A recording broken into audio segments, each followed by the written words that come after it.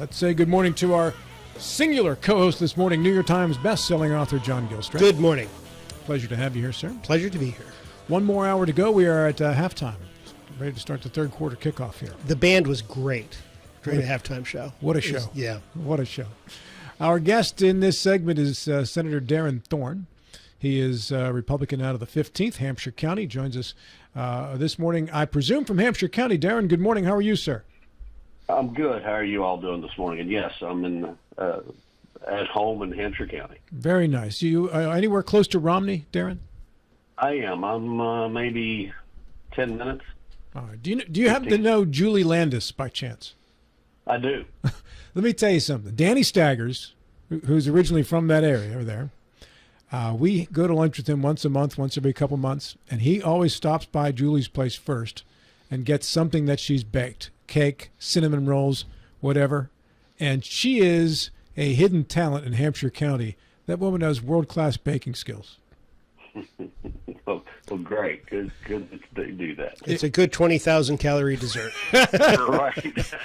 If you've not partaken in her baked goods yet, I strongly suggest you get in touch with her, Darren.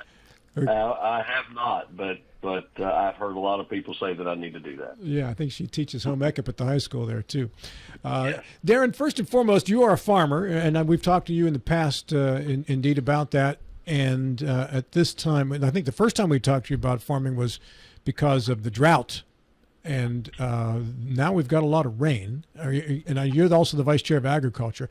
Can you tell me what the state of West Virginia is in regards to agriculture now that we seem to be in a non-drought situation, if you agree to that? Well, yes and no. We're, as far as the drought goes, we're still in a Category 1.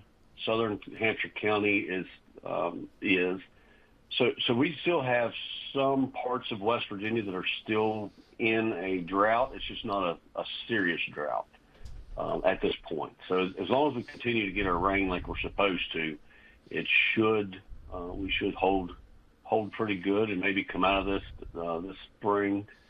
But you know, only God can make that prediction. Mm-hmm. So as right now we're headed the right direction, but we still have some parts of the state that are under moderate, I would say, drought. Does that effectively mean that there just still hasn't been enough rain to trickle down through the soil to reach the wells? Yes, sir.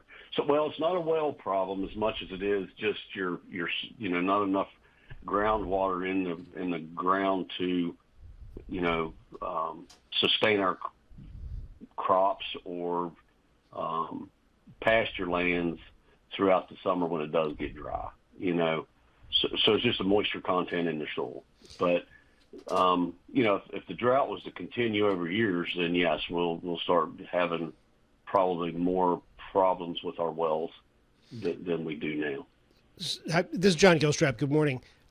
Good morning, sir. I am anything but a farmer. I can't make anything grow. But so when you talk about moisture content in the soil, where we've had, we've had a lot of rain, and assuming we'll have rain through June, just for the sake of my argument here, mm-hmm. Does that give us enough moisture in the soil that we can sustain no rain through July and August and still have good crops? Yeah, it'll help.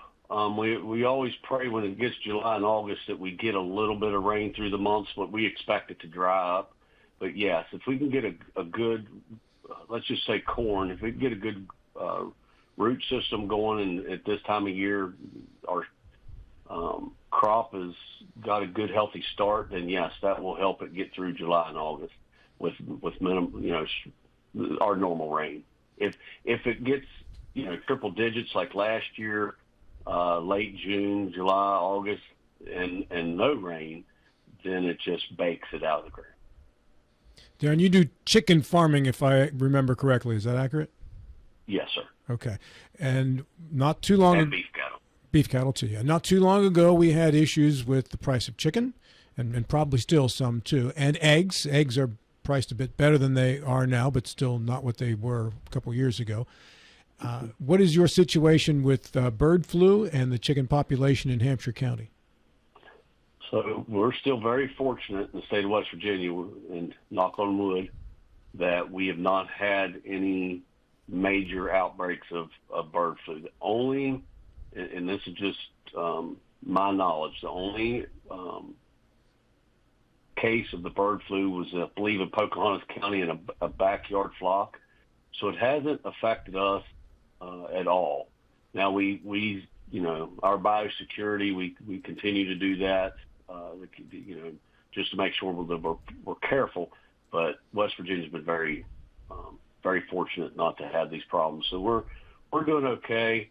The egg prices in the poultry, just your regular broiler chicken prices at the grocery store went up because we lost something like, I don't want to say this as a matter of fact, but somewhere around 30 million chickens this year, because of the bird flu, and maybe more than that. But a lot of our laying hens have caught these diseases and have to been euthanized throughout the country. So that's been hard on us. How did West Virginia get spared of that? You mentioned your biosecurity. How does that work? What do you do specifically? So I think it's because of our biosecurity. So we're very conscious of it. So when we enter our chicken houses, we wear rubber boots. Each building has their own set. So you're not tracking from building to building, or you're not tracking from outside inside. So all of that, and then we step in powdered bleach before we walk inside the chicken house itself. We got what we call, either some people still call them ante rooms or work rooms. So that's your first entry.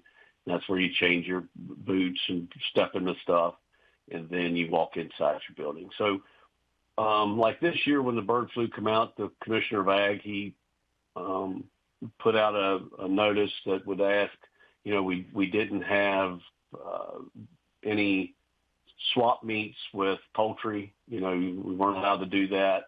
We asked local businesses in heavily, like Hampshire County, Hardy County, to try to help us with the bleaches at their doors, just to get people to understand how serious of a matter it is. And I really think that helps. Is the harm of bird flu, and the reason for euthanizing 30 million birds, is that to protect the flock, or is that to protect people from eating contaminated birds? Is there? Well, I guess it's a mixture of both. The main purpose of it is just to contain it. So if say we get we have a flock with the AI, then the catchers would come. They would bring their vehicles onto our farm. They would track that out and possibly contaminate others. So when they euthanize these, they euthanize them inside the buildings. They are not brought out. If they are, then they're taken out, holed up, buried, so nothing can get into them. So, but mostly they euthanize them inside the buildings, let them compost, and then remove them. And does the flu, if somebody does eat a contaminated bird or a bird that has bird flu, is there a danger to the human who eats it? I don't know the answer to that. We hear that Louisiana had one case that a man died from it, but I don't know that I don't think it was from eating it. I think it was from, they said that it crossed from animal to human. But, to be quite frank, after COVID, I don't know what to believe. So yeah. I don't know that that's possible. We've never really had that in America. I don't know how we're even it's transferring from poultry to dairy, they're saying. I don't know how that happens. But, and it likely wouldn't have been from eating it, I would guess, so much as handling the bird, I'm assuming. I would guess so, yeah. Right? I mean, I'm not a doctor or a scientist, but that would be my guess on that, right. too. Just an educated guess, right. And when a flock is condemned, so to speak, Darren, is it because there's a certain number per thousand that are contaminated, or does one contaminated bird doom the entire flock? One bird can contaminate the entire flock. Oh, and that's controversial also. Yeah. We don't know that that's the right way to handle it. But and as a farmer, do you have any recourse when these folks come in and say, "Listen, we got a bird flu case among your flock, and we've got to kill 30,000 birds"? Do you have any recourse? Yeah. So the federal government, if you've followed all your biosecurity, that's why biosecurity is so important. If you can prove and you have all your documentation that you've done all your biosecurity, the USDA will give you, they will fund your loss. Plus, we also carry bird insurance. So if something like that was to happen, we have an insurance policy that will cover us also. We have since changed companies probably since the last time we talked. So we actually own our own chickens now. We own our own feed. We own all of it. So we have like a crop insurance, but it's a chicken insurance, so bird insurance. Mm-hmm. And the methods and processes you describe don't seem that complicated, Darren, nor do they seem to be that intrusive. So if it's worked for you, what is the problem in many of these other chicken houses around the country? Are they just not following any safety procedures? No, I would guess. So most of the places that get, so the AI is transmitted by migratory birds. So West Virginia is more of a flyover state than these migratory birds, ducks, geese. They don't stay here. They might, I've got a few geese here that might come in and lay their eggs in the spring and go. But like Maryland, the southern states like Arkansas and those, they've got a lot of waterfowl. And I think that's probably the biggest reason. It's just my guess. That would be why we can be sheltered a little more than Virginia or Maryland or Delaware. All right. Hey, let's talk about some of the legislation you worked on this year, Darren, in the Senate. And I see one that wound up in judiciary, prohibiting law enforcement from placing surveillance cameras on private property. I didn't know law enforcement had the right to do that. Is that actually something that's going on? Yeah, so this is obviously very, very controversial. This is a bill that Delegate Chuck Hurst has been working on for the last few years. I see, yes. And this is just a part of that bill, the open fields doctrine that he's been doing, so we just try to take a little bit out of it and move it forward. But, yeah, so what can happen is your DNR has more authority than so they can come on your land without notice, without anything, because of the open fields doctrine. So if they suspect, hear a gunshot, whatever, they can drive in on your land and search your land, not the curtilage of your home, but your land. And they have been known in other states, and I've been hearing even in our state, even though they say not, we've heard that they put out trail cameras to try to catch landowners or poaching or whatever you might. I don't like the word poaching. Most landowners are just, they'll kill a deer just to eat it. But that's what we're trying to prevent. Just take little steps because it's getting a lot of pushback. We tried to outlaw it altogether. And this come way back in the 1920s, I believe. It's where it started with prohibition and moonshining. And it's been beat in the courts, and then it's been overturned, and it comes back and forth in the courts.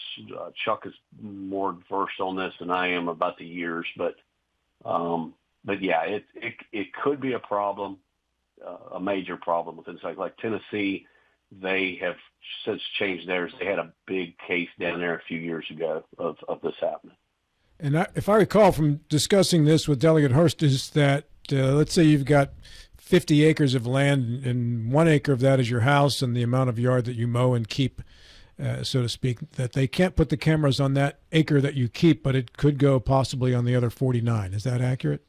Correct. Yes, sir. So, they could come down in here and put a camera off the side of my driveway. I don't know. Theoretically, they could do that, yeah. And this is not passed, so obviously there are some drawbacks to passing this legislation. What are the arguments against passing it? Pushback from the police force and DNR. I mean, that's when we start having these conversations in judiciary, they come in force, and when we start talking about this, we get pushback. We're anti-cop or whatever. This is not anti-cop. This is pro-freedom. This is all about my liberties.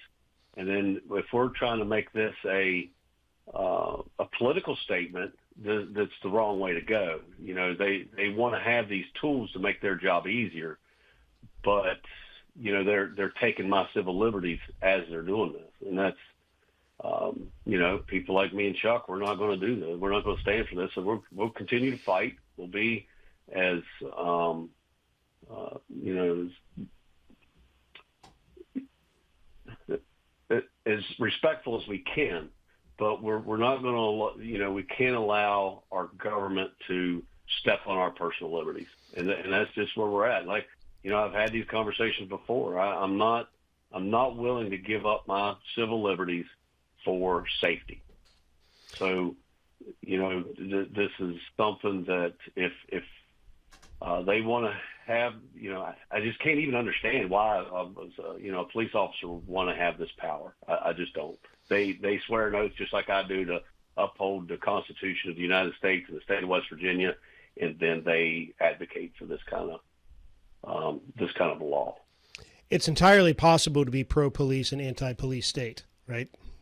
Yes, right, exactly. That's a perfect way to put it. That's right. I support my police. I support my local sheriff to the fullest, but I can't support this kind of overreach. Do you think most people will be surprised to learn that their private property can be accessed without their permission for a reason like this?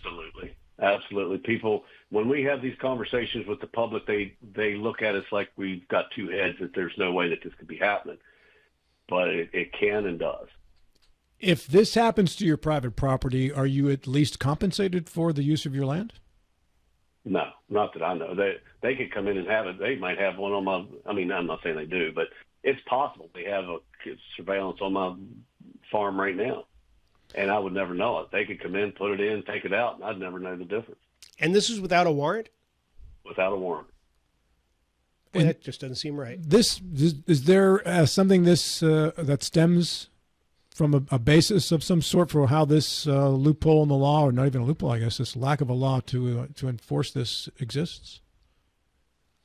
So what started it? Is that what your question was? Yeah. Yeah, so it was prohibition. You know, the moonshiners. Oh, you mentioned that. Okay.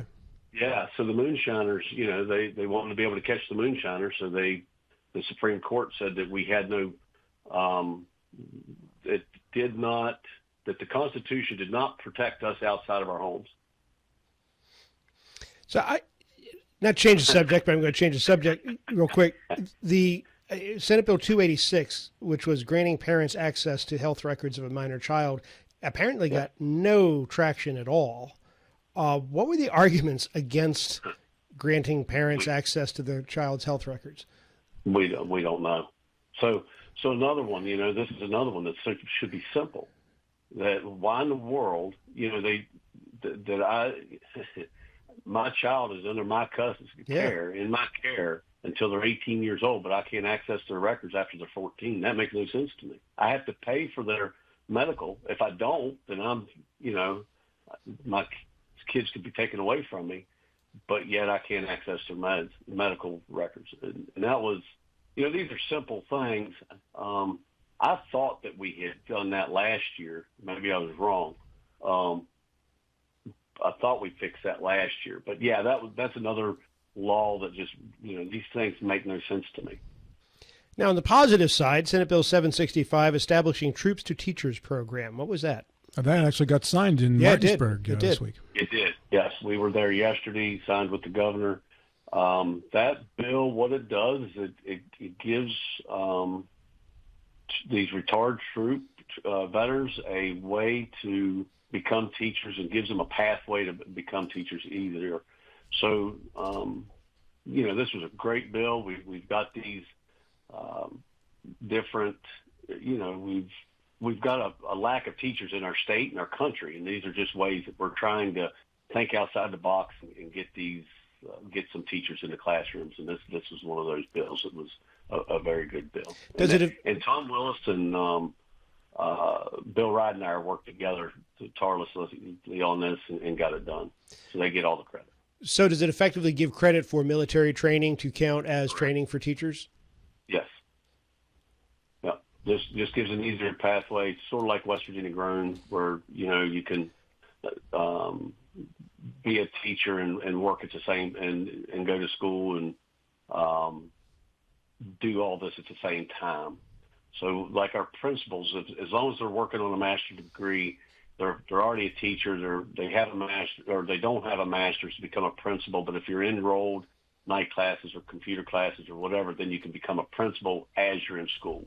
It just makes it an easier way for for us to get teachers in the classroom. Got a text, not a text, a post on our Facebook comment section from Jeff Haddix that said the reason why these records are kept aside from the parents is that many times the parent may be an abuser. That is the genesis for keeping medical records from parents. Do you know anything about that, Darren? Well, that might be the case, but it's still, I mean, so again, we're punishing parents that are good parents for, and then also on the flip side of that, what if the school or the doctors are confusing my child and telling them that they say I'm going to got a little mental problem with our kid and we got him in psychiatric help, and that parent has no idea what that doctor's talking to them about or prescribing them. So we could flip that around. Again, that child is under my care. He's my child, and I should have all access to everything. Yes, there are bad actors on in everything, but we can't judge all of society over a couple. And just about 2 minutes left. SB 618 allowing reduced property valuation for certain farmland. I'm sure there are some folks here in Berkeley and Jefferson County, Morgan County too, who are interested in that, Darren. That's in finance. Where will that go? So that'll probably never. I didn't see the fiscal note on that. That's going to be a hard fight. I've been fighting for this since I got in Charleston. So this bill stemmed from a man here in Hampshire County. He's got an LLC, I'm going to say an LLC. But so the corporation that he runs owns farmland. But because the farm does not produce 50% of his income, then now he is not eligible for farmland, the exemptions on, the real estate value. So it's an unfair tax. So what's happening is, if I'm just a farmer, I get that tax reduction. So the real estate business that he owns, his rentals, he gets taxed double because they're rentals. So in the farm, he's being persecuted because of who owns that farm. So because All-Car Rentals owns the farm, now he's being penalized because of who owns it, not what's done on that land. So anyway, I'm just trying to fight to get that reduction. That's a big hit for him every year. He owns, and it's not like he's a 20-acre farmer. This man farms for real. He has several head of cattle, several acres, I'd say several hundred acres, and he's being penalized because he's successful. On that note, and who owns that land, not what's done with it. We are out of time. Darren, thank you so much. Appreciate you calling in today. Thank you all again, and hope to talk soon.